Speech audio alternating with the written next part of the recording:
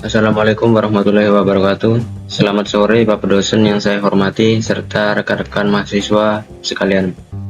Perkenalkan, nama saya Marcelus Amsal dengan NIM 14825000033. Pada kesempatan kali ini saya akan menjelaskan materi arsitektur dan organisasi komputer mengenai prediksi cabang atau branch prediction. Oke, pada bagian ini latar belakang terdapat dua hal utama yang perlu kita pahami, yaitu sistem people learning. Prosesor modern menggunakan sistem people learning untuk meningkatkan efisiensi dan memungkinkan CPU untuk mengeksekusi beberapa instruksi secara tumpang tindih. Dengan begitu, instruksi baru bisa dimulai dan diproses tanpa harus menunggu instruksi sebelumnya secara penuh. Kemudian, kendala percabangan. Tantangan muncul saat CPU menghadapi instruksi percabangan bersyarat. Di sini CPU dituntut untuk segera memilih jalur yang mana yang akan diambil. Jika CPU harus berhenti atau menunggu kondisi selesai diproses, aliran pipeline akan terhenti dan manfaat kecepatan dari sistem pipelining akan hilang.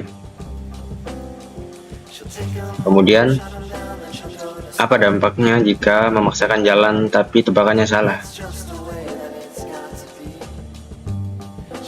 Jika CPU salah memprediksi jalur instruksi, maka semua instruksi yang sudah terlanjur masuk ke dalam pipeline harus dibatalkan dan dikosongkan.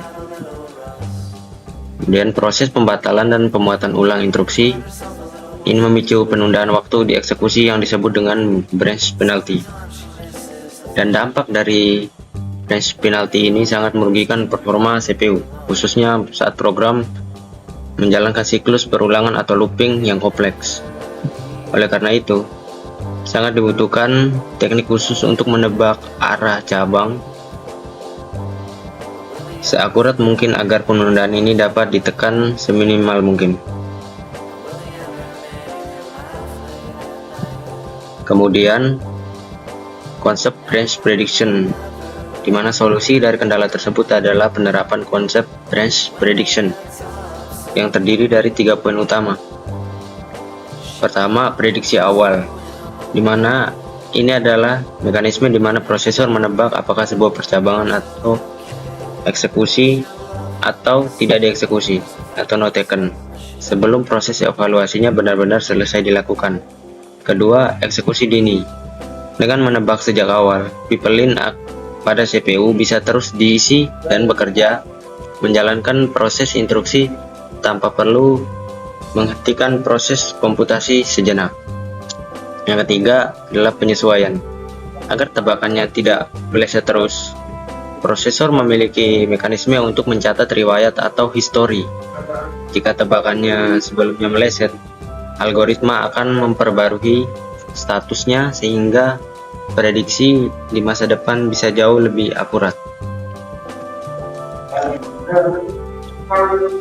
Nah, salah satu metode pencatatan riwayat yang paling efektif adalah algoritma prediktor 2 bit, yaitu prinsip utamanya CPU hanya mengubah prediksinya jika terjadi 2 kali kesalahan secara berturut-turut. Mari kita bedah keempat statusnya secara ringkas. Pertama, kiri atas, CPU memprediksi cabang yang akan diambil, yaitu taken. Jika salah menebak atau no taken, status bergeser ke kanan atas. Kemudian saat kanan atas, CPU masih menebak diambil. Jika tebakannya kembali salah atau no taken, barulah prediksi diubah dan status turun ke kanan bawah.